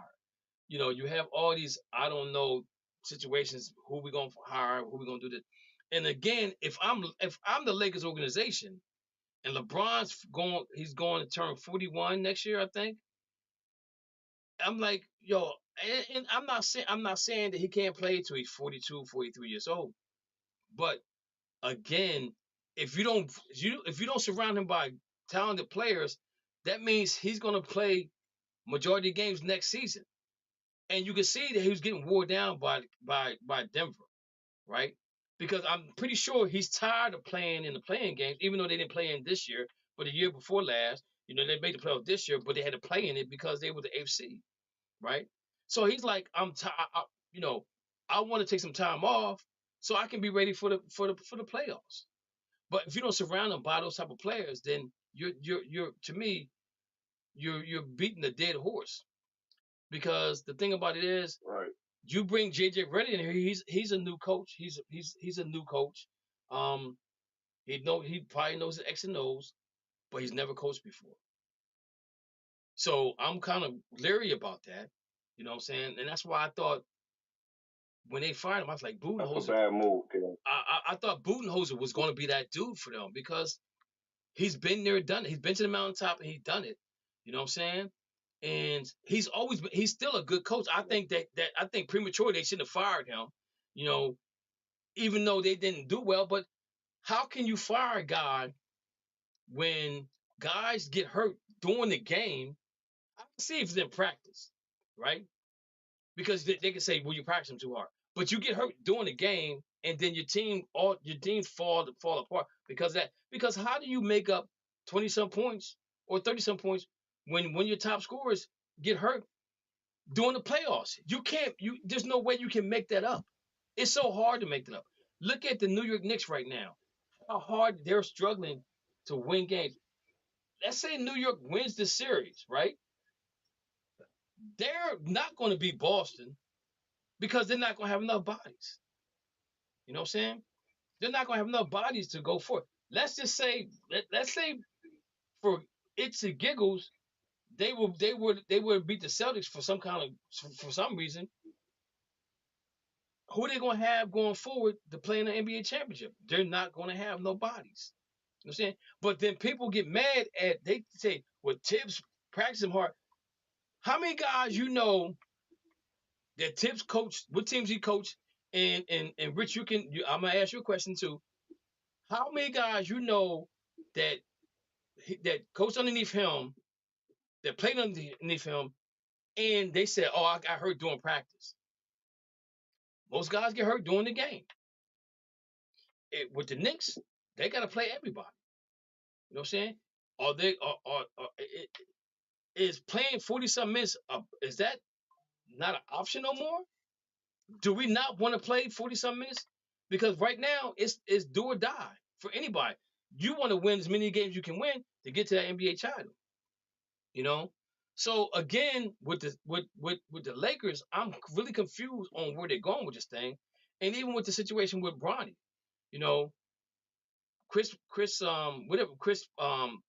Whatever his agent name, Rich Paul came out and said, "Oh, he really doesn't have to play with his dad, right?" But then I read this about a year, maybe a year and a half ago, that the Celtics was interested in bringing Bronny to the Celtics because LeBron had made that comment. I'll be honest with you, man, I don't want LeBron on my team. I'm serious. He can stay where he's at. You know what I'm saying? Because you give up a lot to get him there, and when you give up a lot, he leaves. And if you give up a lot. If you give up a lot to get him, when he leaves, where's that lot coming from? So the Lakers are in a situation that I would never want to be in as a coach because sooner or later LeBron's leaving, and who's going to be the next superstar that comes to LA? I don't know. And another thing is with JJ Redick, the only problem with Redick is that locker room talk. Like how are you going to explain about talking to the players after you lost by a point or two in the playoffs, theoretically, and then with Sam Cassell at least, he has a mindset to where he knows how to talk about situations after the game in the locker room. Because there are NBA coaches that have that knowledgeable mindset, but when you bring in a young person like Redick, just because you're a player doesn't mean you don't get the same mindset saying that the coach does after that game's over. Because in reality, you don't. It's different being in the stands compared to being an analyst and being a coach, because you don't know what conversation goes on in the huddle. You don't know what conversation goes on in the locker room. You know what they practice on. None of that stuff. So I mean, I wish him the best of luck. If he goes to Lakers, so be it. But I don't think that's a good fit for the Lakers, because at the end of the day, I don't know nobody. I don't know nobody's coming to the Lakers. If Jason Tatum's not going to the Lakers, then you might as well stop it. Wishful thinking. Santa Claus is not putting it in your stock in no time soon. Um, Jason Tatum will be a Celtic to the end. But again, you got Kevin Durant out there. Kevin Durant's unhappy in Phoenix. Guys, let me ask you a question. Kevin Durant wanted to go to Phoenix, right? He said, trade me to Phoenix. Did he say trade me anywhere else? Anybody here know of any other place he wanted to go other than Phoenix? I don't know no place. You want to go to New York? He did? I thought it was New York or Boston. No, he wasn't coming to Boston because now I'm gonna say this though. I'm gonna say this. The trade that they wanted for Boston was they included Jaylen Brown and they included Jason Tatum. But see, a lot of people don't understand that. They just want to bring up the Jaylen Brown thing because that's what they want to do. They want to stir the pot up. And Brad Stevens called him on the phone and said, your name's not included in no trade. He said, your name's not included in any trades, and Jason's name not included in any trades. He said, let the media talk what they want to talk, but neither one of you guys are going anywhere. Not for Kevin Durant, right? But this is what Kevin Durant wanted. He wanted to come to Brooklyn, and it fell apart in Brooklyn. James Harden said, man, I can't deal with y'all two because y'all don't want to play. Y'all acting all stuck up in Kyrie going around with Sage and all kind of carrying on. I don't even know what religion he is now. He might be a Buddhist. I don't know I don't know what's going on right now. And James Harden's like, yo, man, I ain't signed up for this. I need to go somewhere else. He jetted. Kevin Durant said, man, I can't do this no more. Because Kyrie was like, I'm getting out, get out of here. I'm going to say this about Kevin Durant. To me, he's a Hall of Famer, but he messed his legacy up by leaving the Golden State Warriors. He should have stayed with the Golden State Warriors when Clay got hurt, when Curry got hurt, and Draymond wasn't 100%, and carried that team no matter where that team went. If that team went to the playoffs and lost, you stayed there. You stayed there and you waited for them guys to get healthy again and come back and run this thing back. But no, you got mad because Draymond Green called you the B word. Oh, I'm getting out of here. I don't want to be here no more. Send me somewhere else. He goes to Brooklyn, and it don't work out for him. They get swept by the Celtics and win the playoffs. You know what I'm saying? Now he wants to leave. I want to go to Phoenix, right? And everybody underneath the sun that know anything about basketball knew that if Kevin Durant went there, Bradley Beal went there, they was not going to have a bench. And they didn't have a bench. So now you're unhappy with that. You fired Frank Vogel, guys, those three players played 41 games together all season, half of the season. They played half the season together. And look what happened to them. But you're going to blame it on Frank Vogel? That's not his fault. That's not his fault, guys. But this is what Kevin Durant wanted. Now he wants out. So now where's Kevin Durant wants to go? Because wherever Kevin Durant goes, the same thing's going to happen that happened in Phoenix. You got to trade draft picks and you got to trade players to match the money. So where can he go? I have no idea. I have no idea where he can go. You know what I'm saying? But I'm gonna say this though, he probably gonna Minnesota. He probably no Minnesota ain't gonna. I'm gonna tell you where I'm gonna tell you actually where I think he should end up going, Dana. I think he should go back to OKC. And the reason why I say that because OKC has a bunch of draft picks, right? And they can match some money with some players, right? And they ain't got to worry about the bench being depleted because they got draft picks. Kevin Durant goes there. He talked to somebody like, come on over to OKC. Come back and make it right with them. Come back and make it right with OKC. We put him with that team with OKC and Chet Holmgren, who should have been the rookie of the year because their team was number 1 seed. Because of him, he had a lot to do with that. But that's a different story for a different day. Make it right. Make it right for OKC because you left there. I like that. You left there, right? When you was up 3-1 or whatever against Golden State, and then you go to the team that beat you. Man, come on. Who does that? A ring chaser. Yeah, he old. He's a ring chaser. But that's gotta get it right. But that's what I'm saying though. He's definitely a Hall of Famer, right? There's no two ways about it. He could quit right now. He's going in the Hall of Fame. But his legacy has been tarnished because he should have never left Golden State in the first place. Stay there and work that thing out, man. Stay there and be that dude that you need to be. If you want, well, you're right about that. You're right about that. OKC messed that whole thing up. They should have signed James Harden, which they could have done. Look, they had James Harden, Russell Westbrook, Kevin Durant, what's the other kid that went to Portland? The forward. Oh my goodness. Whew. Oh, I can't think of his name right now. Oh, what is his name? It just my mind blew a blank. Oh my goodness, guys, help me out. What's the forward they had there? He went to Toronto. He ended up going to Toronto. Oh my goodness. Okay. Who? No, I'm saying, you said a forward. Yeah, he played the forward spot. Play with Durant? Huh? Did he play with Durant? Yeah, he was on OKC's team. Oh my goodness. You talking about he played with the Pacers now? Yeah, I think he is with the Pacers now. Oh my goodness. Oh my goodness. What is it, Seiko? No, not Pascal. Nick Collison? Who?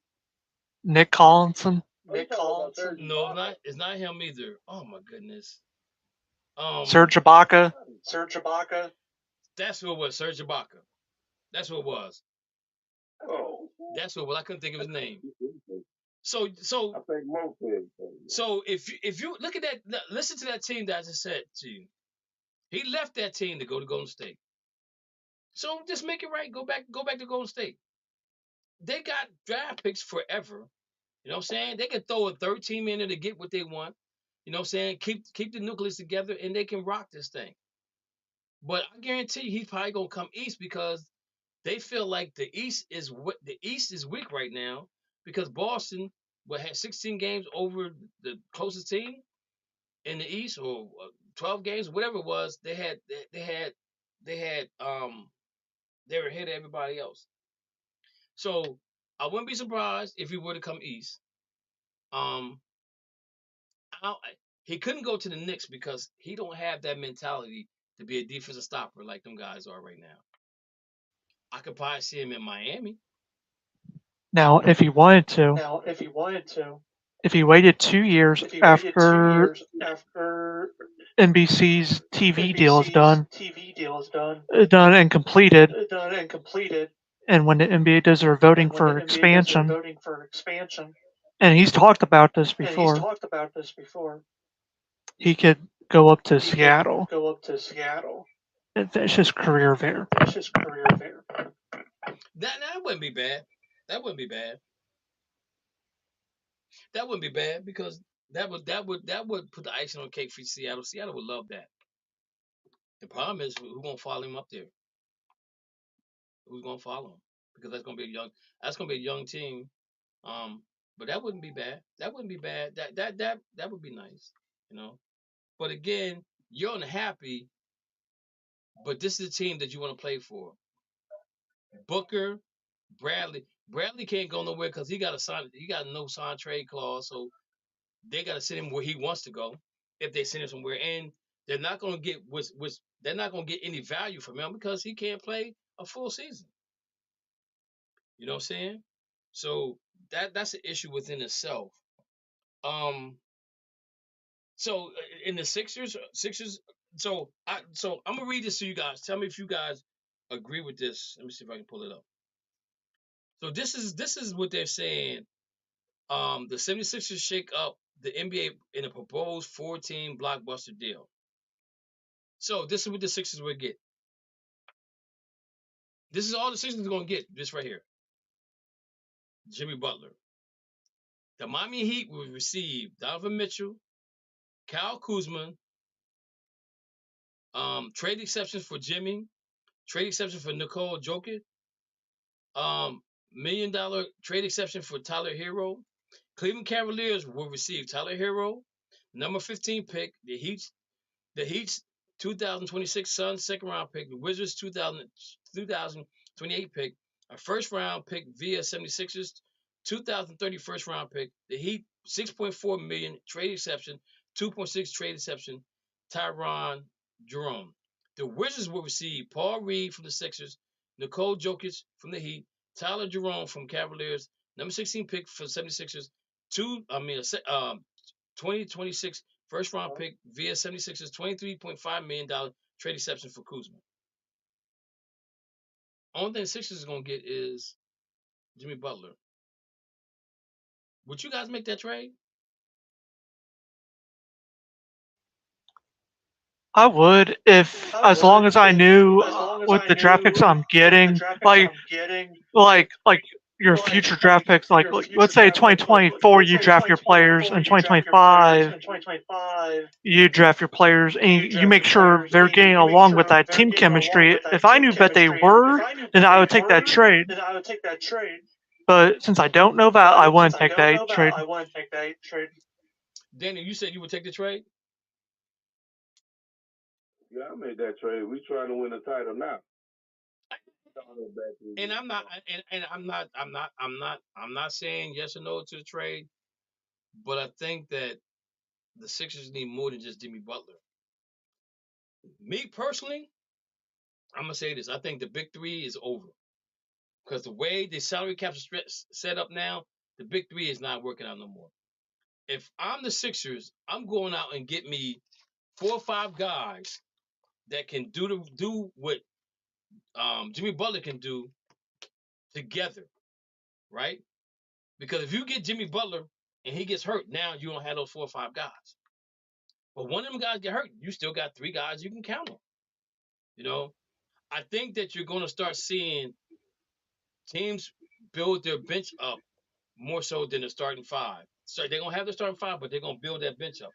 And I think if I'm the Sixers, that's what I'm looking at. The Clippers got a situation where they got 2 guys as free agent.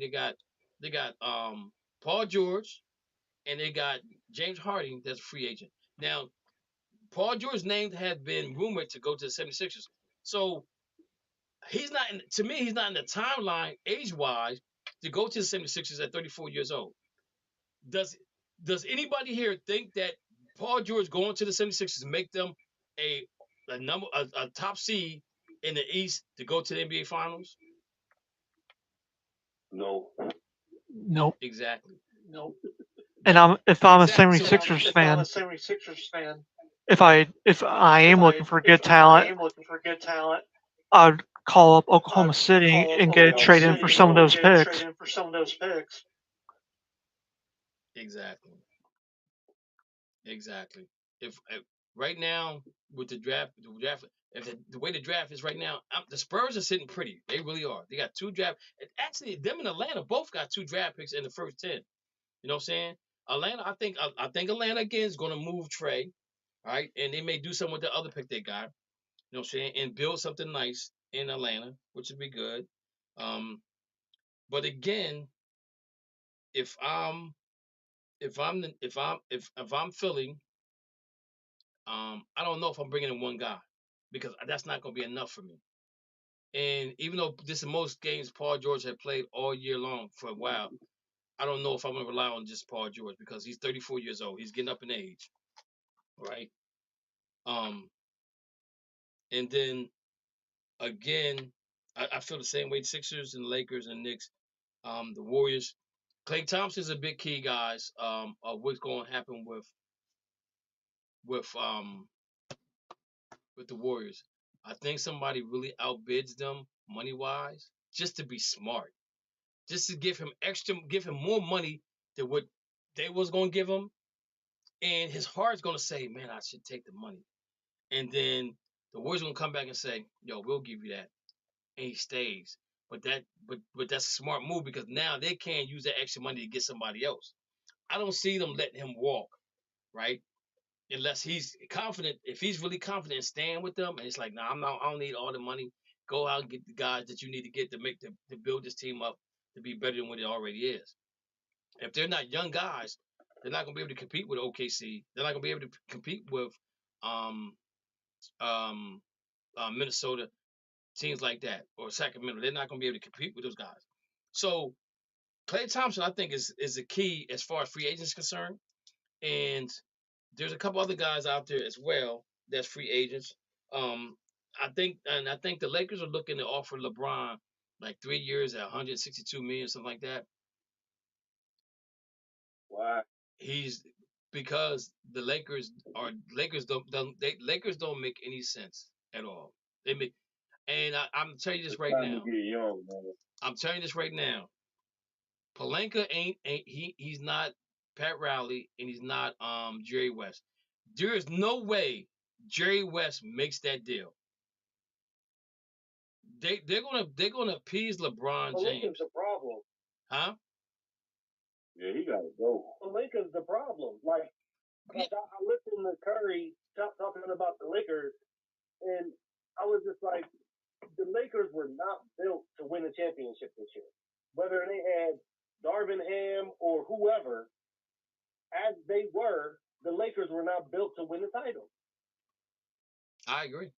But that's the Lakers' fault. That's not Ham's fault. That's my whole point. That's my whole point. The team that they got was not a very good team. The problem with them, the problem that happened with them was D'Angelo Russell played so well during the season last year, and they had to sign him. They had to sign him back because they couldn't get Kyrie. That's the point guard they wanted. They couldn't get him, so they had no other choice but get D'Angelo Russell that money. Now they give D'Angelo Russell that money, and he poo-pooed in the playoffs. Now they're like, oh my God, what are we gonna do now? You know what I'm saying? What are we gonna do? So even if they're still not built to win in the playoffs next year because they're an older team, and OKC is going to get better. Minnesota's going to get better. And don't forget about if John Morant come back with some vengeance in his heart, the Grizzlies going to be right there. The Grizzlies going to be right there. So, again, whatever LeBron wants, they're probably going to give him. And I don't know if it's all about money right now because he got 51 sitting there waiting for him to sign. But if they sign him to a 3-year contract, I say he plays 2 out of 3 years. But again, are you looking to win a title with him being there? What other moves can you make? And we're looking at maybe adding a third team, or maybe a fourth team to get what you want. We know Kyrie's not going anywhere. Dallas is not trading him because them two work together better. To me, him and Luka works better together than him and Kyrie. I mean, the Kyrie and LeBron did because they know each other's role. And like Luka's like, yo, I ain't got no problem with him being the guy. Luka's like, yo, go ahead and do your thing. And in the playoffs, you can see that he's doing his thing right now. He's getting it in. Kyrie is even though he carries the ball like a loaf of bread, a lot of times, which I don't understand how they can't. Iverson created the carry, and Kyrie the mastered the thing because he carried that basketball like it's a loaf of bread every time he dribbles. And how can you defend something like that is beyond me, But he got a nice handle, but he carries that ball. But again, you look at the Lakers, where they're going. That's why I think the most attractive place right now will be the New York Knicks because they just need another scorer and maybe another guy, another big. Because I think Hartenstein somebody might come and grab him up, so they need to find him another big. But that team right there is built for the long haul. And again, I don't know nobody on here. Rich is on here. He's a Bulls fan. He was up in Chicago. I know they would complain about him being a hard nose at practice, but it paid off because they was a very good team while he was there. You know what I'm saying? So he makes you practice hard. You getting paid good money to practice. The only way you get better is you gotta practice. You know what I'm saying? But you look at the Knicks, the guys are falling down like flies, but it's not his fault. They're not getting hurt in practice. You know what I'm saying? He got guys playing a lot of minutes. You got to play what you got. You got to play the minutes. You got to play those minutes. You got to play the minutes. You got to play with the players you have. It's simple as that. If you want to win, you got to do this. But I tell you what, though, it makes New York that much hungrier if they don't get to the finals this year to next year. They're gonna be a scary, scary good team next year. If I'm New York, I'm calling Mitchell up and say, "Yo, do you want to come here?" I'm going to Cleveland and say, "Yo, what do you want?" Now, there may be some pieces that you're gonna have to give up, but what you get in return does it satisfy your need to get to the finals? Is the question. That's the thing about it is when you make those type of moves. Like me personally, I don't think Donovan Mitchell is a Miami Heat type of guy. You know what I'm saying? And Pat Riley already said to Jimmy Butler, he said best availability is being available. So he's already put it out there. Yo, bro, you can't stay healthy. I'm not paying you. So does he go to does he go to Philadelphia? And does he talk Philadelphia into, oh man, don't worry about it. We'll be in the AFC. We'll be good. We'll be good in the AFC. Don't worry about it. We'll be good in the AFC. We'll be in the playing team. Don't worry about it. We'll be good. Ain't happening no more. Because bad things happen when you don't play the game like that. You know what I'm saying? Anything else, guys? Anything else about the NBA you guys want to talk about?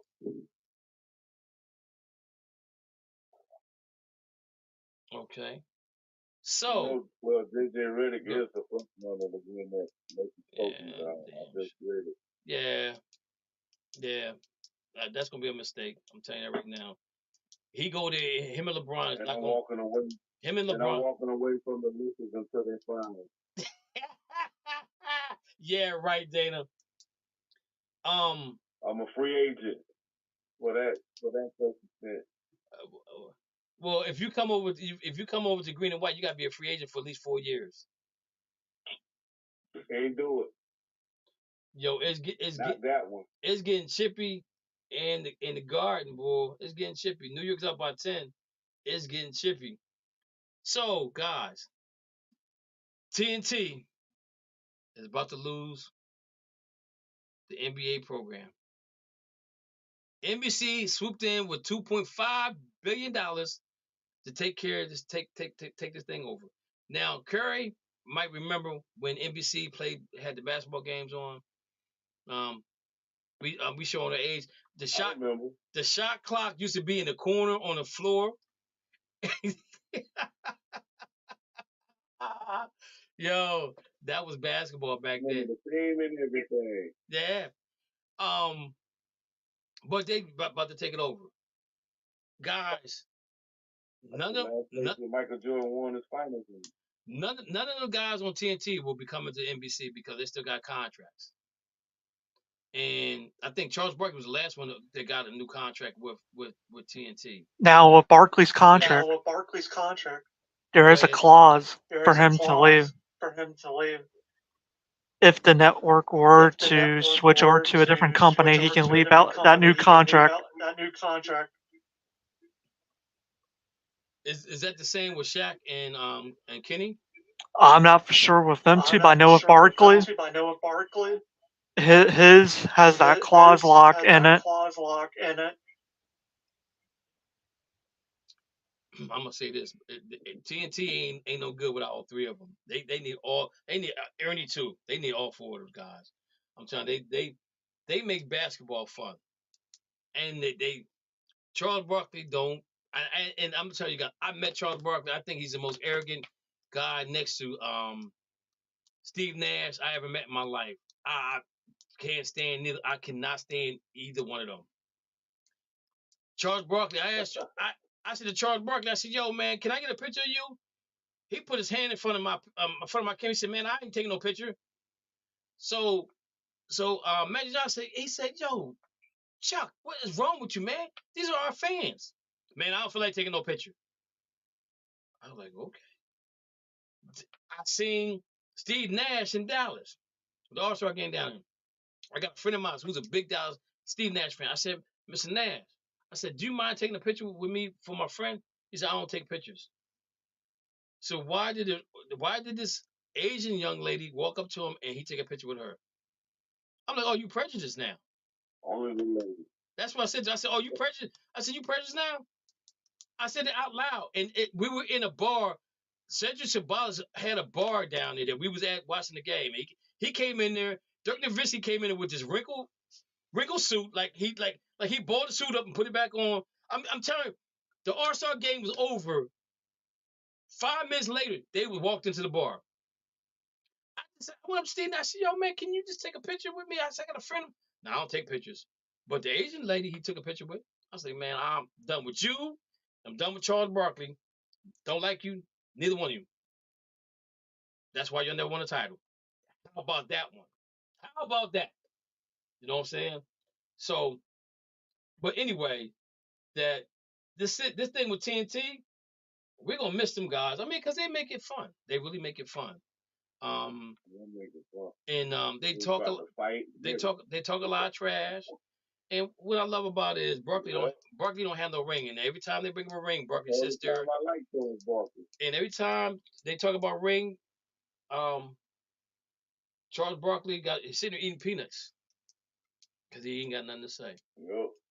But again, this is where I go back, and this is my argument for my debate is individual accolades get you in the Hall of Fame, but titles get you recognized. You can't never take that away from somebody. When you win an NBA title, when you win a title or anything, you can't never take that away from them. Ask Charles Barkley, would he give up the MVP to win a title? I guarantee he said, yeah. You know what I'm saying? But now you got people that think stats is everything, and stats are not everything. Stats are to build your accolades up for you to get to the next level, to the Hall of Fame. If you don't win a title, ask Patrick Ewing, what would you rather have? Ask Karl Malone, what would you rather have? Ask Bernard King, what would you rather have? You know what I'm saying? Ask those guys what they'd rather have, and I guarantee they tell you I want a title. Ask George Gervin, one of the baddest dudes in the NBA, slick back with the finger roll. Oh my goodness, bad dude, bad. Left hand, right hand, can do it all, right? Ask him, would you rather have a title than anything else? I guarantee he said yeah, because you're still missing. Because the purpose of that is you're going to the NBA to win a title.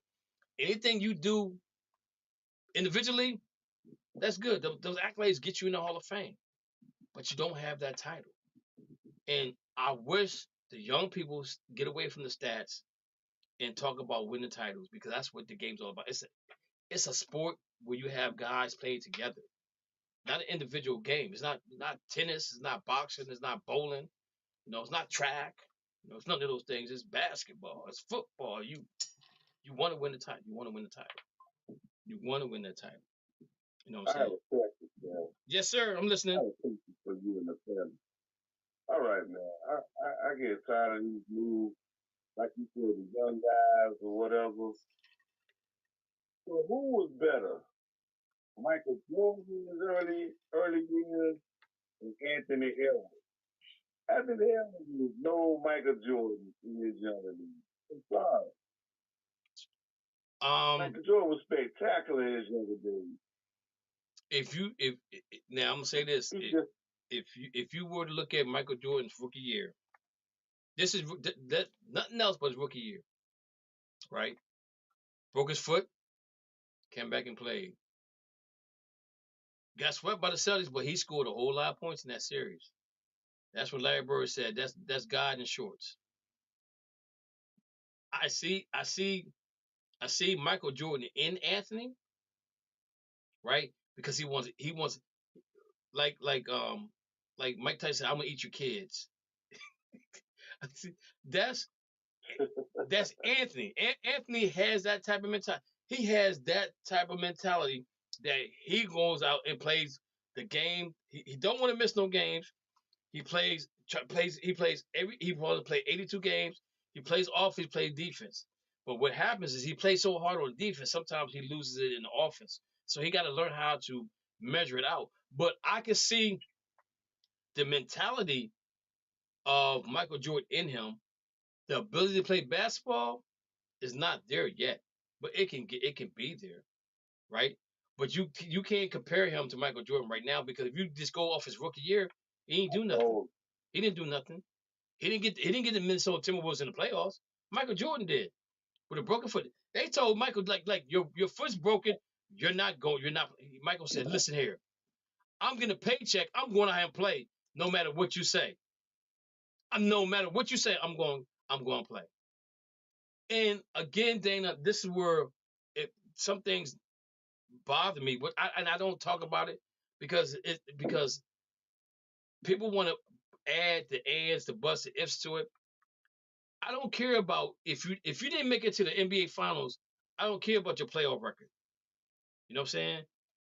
And they's like, well, he lost to the Celtics all these times. He lost to Detroit all these times. You know, and they'll say, well, LeBron didn't lose nobody. LeBron didn't lose to that person. LeBron. I'm like, yo, the league was built for LeBron to win. And the league kind of got to that point with Jordan. But look what Jordan had to go through to get there. The bad boy Pistons, they was laying him out. They was laying him out. You know what I'm saying? He got into the gym. He said, I got to get in the gym. I got to get bigger. I got to get faster. And he did that. He overcame them. You know what I'm saying? What did LeBron overcome? What team was out there that LeBron didn't had to overcome?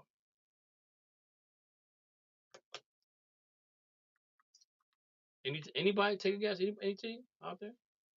Now, granted that he left Cleveland to go to Miami, right? Because he said the Boston Celtics had the big three. But I tell people this all the time. Boston did have a big three, and Miami went and had a big three. But what did Miami lose to gain what they got? When Boston got Kevin Garnett and Ray Allen, they gave up draft picks. They traded away players. When LeBron went to Miami, who did they get rid of? LeBron was a free agent, right? I'll wait. No, they did a sign and trade. The only thing Cleveland got back was some money. And they talked what's the name to come down and play from Toronto? Chris Bosh. So their team Chris Bosh. So that team was already set to win. Now they played Dallas and lost, but they got to the finals. You know? And so I tell people that's a big difference in talking about they created a big three, because when you create a big three, like how Miami did it, was they really didn't lose any pieces. They added some veteran guys to it, but they didn't lose no draft picks. They sent money and something else to the Cleveland Cavaliers, you know. But again,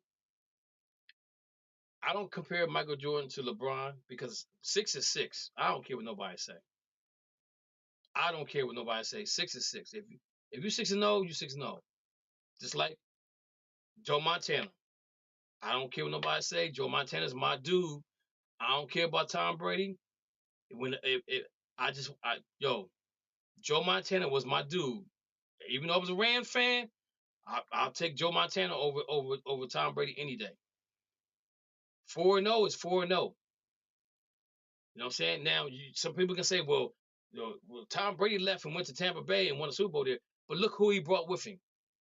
Look at all the players that came with him to Tampa Bay. Then look at after they won Super Bowl, look how many players stayed there after they won Super Bowl to take less money and they didn't go to Super Bowl. But you look at Joe Montana goes to Kansas City. Don't have a lot. Gets into the AFC Championship game. Come on, talk to me. That's now. See, that's a different. Now we talking. Now we comparing apples to apples, oranges to oranges, right? But again, I'm not taking nothing away from Tom Brady because you play long enough, you're gonna break records. Peyton Manning, look how long he played. Look all the records he broke. You know what I'm saying? So when you play long enough, you're gonna break records. Like LeBron, look how long he played, but he keeps himself in good shape. He got the scoring title. You know what I'm saying? And I would love for somebody to analyze and say, okay, so for every hook shot that Kareem made, if it was a 3-point shot, where he would be as a scorer right now. You know what I'm saying? And a lot of people forget about that. They're like, oh, he got Kareem's scoring title. Okay, well, he came in from high school. Kareem had 4 years in college, right? Back then, that's what he do. He came in the league and he dominated with that hook shot. And I'm not taking nothing away from LeBron James, but again, don't try to put the stats in a favor for LeBron or anybody like that or Tom Brady, because at the end of the day, the league was different back then, and Kareem was a different type of player, right? He had a hook shot. He didn't. I mean, if Kareem shot 10 3-point shots, from the 3-point line, I bet I'm missing maybe 1 or 2 from him shooting. But he got the 3 points the hard way. You know what I'm saying? And even though he had to bow down to LeBron James because he got the scoring title, Kareem Abdul-Jabbar, like, yo, he ain't going through what we went through. This league is so soft right now, so soft. But it is what it is, guys. But anyway, getting back to TNT. Hopefully we get to see them guys again. But $2.5 billion, and they're not coming off of that. They're talking about maybe TNT maybe suing NBC. Okay, go ahead and do what you gotta do. I don't care. We're not moving off it. Matthew, you look like you got something to say. I just hope NBC when they come back, like once NBA playoffs start, I want the preview to be like a story. Like not just going to pregame. Like just start out as like a story, like get the videos ready, get the designs ready, get the 3D images on the court, like the lightning flash on the court. And like, because during the pandemic, I was watching the '96 NBA Finals, and I loved how they presented the story building up to that final game, because it hypes up the motivation of the fans, not only in the court that are watching it from their suites, but the people that are watching the game from home, because it just energizes their metabolism and their mentality to root for their team even more. And if they even decide to show that preview in the stadium, that's going to motivate them even more. Yeah, so NBC better have it together, because and that 2.5 billion, salary cap is going to balloon with that 2.5 billion dollars that the NBA is about to get again. So the salary cap is going to balloon a little bit in the next couple years, which gives teams allow teams to bring in like that, maybe a third or fourth player that they need to make the teams great. Hopefully during this time period that they'll add Seattle to the mix, add Vegas to the mix, and I'm looking at the East Coast. I would love to see Jacksonville get a basketball team. Because you have so many people from the East move down south. So give them a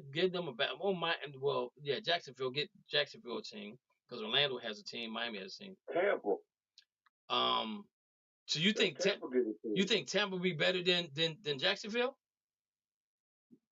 Yes, sir. Okay, so let's get Tampa. So let's get the Rays. So let's give the Lightning. So give Tampa. Yeah, that would be good. So give Tampa. Especially down there in the Amarillo area. Okay, so let's get Tampa a team. And who else in the East that we can give a team to? Shucks. I know they had talked about Baltimore getting another team, but I don't know. Baltimore and Washington, that's too close. That's too close together.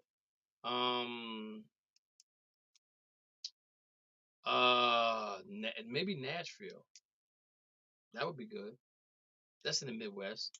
Yeah, Tennessee. Yeah, that'd be four cities that they could give. Definitely Seattle is number one for real. Those fans deserve. They should never left in the first place. We know Vegas is probably in it. It's gonna be a war between who can own that team between Shaq and LeBron. I guarantee it's gonna be a battle between those two guys. Nashville probably and like Dana said, Tampa. That'd be nice because Tampa would have everything. They got hockey, football, basketball, baseball. I mean, that would be that would be entertaining because I don't think the Rays is going anywhere now. I think the Rays are good to stay. I mean, I think they're good. They're good now, right there. And Dana, Dana, are they still talking about moving or are they good? Oh no, they're good. They're just trying to find they're gonna do this new stadium. Okay. All right. Well, hey guys, I appreciate it. I hope so. We got 2 hours. Got 2 hours in again. Came in real fast. Came quick. Thank you guys for bringing topics to the chat. If you guys we can continue to do that. We're gonna be good. Dana, I need a picture of you. All right, because we did a picture of. Beautiful picture. Yeah, we did pictures of us, right? And so what I'm going to do is I'm going to go to my product manager and see if she can make pictures of those shirts and it's going to say just us on it. And it's going to be a conversational piece. They're going to like, yo, who that? What you doing? How you doing this thing? Who you? Tell me about what you're doing. You know what I'm saying? Maybe bring in some maybe bring some residual income in. As far as the thing that the guy I'm talking to is I forgot his name, but it's a multimedia situation. So I'm talking to him to get that situation taken care of. So we should hear something from them real soon. As far as the contract with the TV station, I tried to call him today. He didn't answer his phone, so we're gonna try to get that back up and running. So we should be good going into football season. Also, we need if any of you guys want to do the pick'ems, I'm cool with that. But we just need to be consistent about the pick'ems. We need to be consistent about the pick'ems. That means you gotta show up every Monday and do every Monday you gotta show up and do the pick'ems. That'll be 30 minutes of our show. All right. And I'll let you guys run that thing and I'll just sit back and listen. And I'll write my notes down and then I'll say what I gotta say at the end of it. But that's about it, guys. You ever hear from Sister Soldier? She sent me something the other day about a beach bash that they're having, but I'm not going to that. That's I can't hang around. Is that the one in Hollywood, Florida? I think so. I can't hang around that many Dallas Cowboy fans. I get sick. Oh God. Never mind. I don't blame you either. Yeah. I don't know, but they got some fine women though. Oh, okay. Fine women and beautiful. Okay, you can have that type of fun. I'm gonna stick with my with my wife for 26 years. Yeah, I'm going, man. You can talk fast too, man. I'm gonna have my wife for 26 years. I'm not gonna indulge. Never mind. I ain't trying to get you. I'm not gonna indulge in that situation right there. She's already let me go to Vegas with my friends. Hey, it was the Kevin. It was Dana talking about the Cowboys fan. Hey, you ain't gonna blame me for sleeping outside. Oh yeah. My wife know we good. She know we good. My beautiful wife. Yeah. I love her to death. Yeah. Again, happy Mother's Day to everybody out there. And hope you guys enjoyed it. Even if you ain't a mother, I mean, guys, we are mothers too because we help raise other kids, other family kids. Like we're a village of one to take care of many. All right, guys. With that being said, man, you guys have a good night. I'm gonna see. Hopefully, we'll be on Monday because I don't think the Celtics play on Monday, and hopefully Mo will be back. He's underneath the weather. He's underneath the weather right now for some reason or another. It might be a Stiller thing, but it is what it is. Would you say, Dana? I told Mo to get better, man. Feel better. Okay. All right, guys. So we're gonna get on out of here. Like this. Thank you for listening to the Just Us Sports Talk Show. You have been entertained in the sports world by K. Dix from Harrisburg, Pennsylvania, the small city with a large heart, Dana the Hater Clark from St. Petersburg, Florida, and Murray E. Baskerville from Gotta Be More Careful, Baltimore, Maryland. Remember, we throw stones and we do live in glass houses. Big time players make big time plays and big time games. Stay ready to be ready. You have been listening to an In the Zone Sports Talk Radio production. Remember, you can hear us again on star107fm.com on Saturdays from 11 a.m. to 1 p.m. Eastern Standard Time. Be sure to download the Try 99 TV app on any smart device and subscribe to In the Zone Sports Talk Television. The cost is $4.95. Thank you in advance for your support.